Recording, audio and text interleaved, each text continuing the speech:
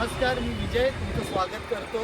आज आपल्या या नवीन ब्लॉगमध्ये सनी आणि विजय आम्ही एक नवीन आता चॅनल ओपन करणार आहे. त्याच्यामध्ये आपण अशा ज्या स्ट्रीटवरती जे म्हणजे बिझनेस करतात, म्हणजे हा जो छोटा मोठा व्यवसाय करतात आणि आपलं पोट वगैरे भरतात, तर त्यांच्या ज्या व्यथा असतात आणि त्यांची जे काम करण्याची पद्धत असते, तर त्याच्याविषयी ह्या ब्लॉगमध्ये आपण जाणून घेऊया. तर जे भाऊ आपल्यासोबत आहेत, काय नाव आहे भाऊ आपलं? माझं संतोष वाघ.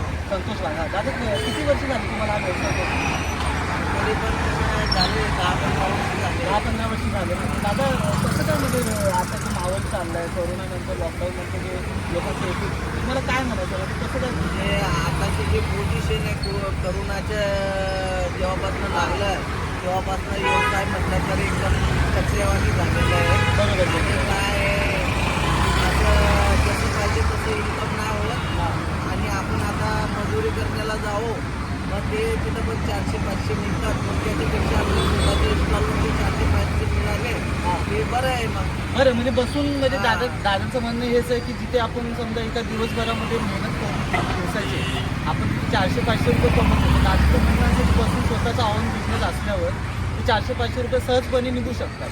तर या व्लॉगमधून मला एकच सांगायचं आहे तुम्हा सगळ्यांना की माणसाची परिस्थिती खूप बिकट आहे, खराब आहे आणि मग त्याच्यानंतर सुद्धा असे विकतात आहे त्याच्यामध्ये आपले जे ऊर्जा आहे, आपली कामाचे जे स्रोत आहेत आपले, हे असे छोटे मोठे व्यवसाय पण आपल्याला खूप काही शिकवू शकतो. तर या व्लॉगमध्ये आपण इथेच थांबूया. दादाचा पुढचा इंटरव्ह्यू घ्यायचा आहे, तर आपण भेटूया सेकंड पार्टमध्ये. Thank you so much.